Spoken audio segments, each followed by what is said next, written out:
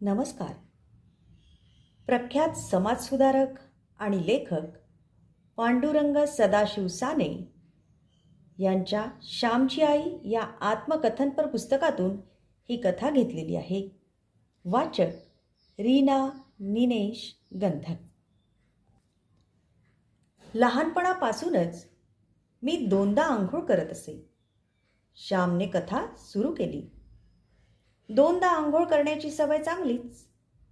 रात्री झोपण्यापूर्वी आपण आंघोळ केली तर शरीर स्वच्छ, तेजस्वी आणि हलके वाटते. रात्री झोपण्यापूर्वी आपण प्रार्थना करतो. हे मनाचे स्नान.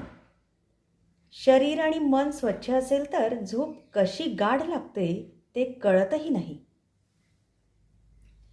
एकदा नेहमीप्रमाणे खेळून आल्यावर घरी आल्यानंतर मी आंघोळीला गेलो. संध्याकाळच्या आंघोळीसाठी जास्त पाण्याची गरज नसते. आंघोळ उरकून मी म्हणालो, आई, माझे अंग कोरडे कर ग. पाणी संपले. लवकर कोरडे कर माझे अंग.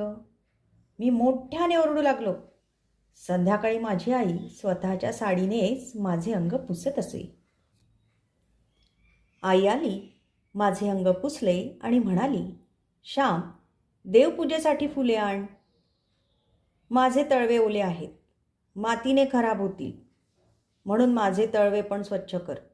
मी म्हणालो, तळवे ओले असले म्हणून काय झालं रे श्याम? आता कोणत्या कपड्याने पुसू? आई, तुझा पदर दगडावर पसर ना. खूप हट्टी आहेस हो श्याम, असे म्हणून आईने पदर पसरला. मी त्यावर पाय ठेवून कोरडे करून गेलो. आईचा पदर ओला झाला. त्यावेळी तिला साडी बदलणं शक्य नव्हते. याचा सुद्धा मी विचार केला नाही. पण मुलाचे पाय खराब होऊ नयेत, मुलाची इच्छा पूर्ण व्हावी म्हणून तिने स्वतःची साडी ओली केली. आई मुलांसाठी काय काय नाही करत, काय काय सहन नाही करत आणि काय काय त्याग नाही करत. मी घरात गेलो, पूजेसाठी फुले आणली आणि ठेवली.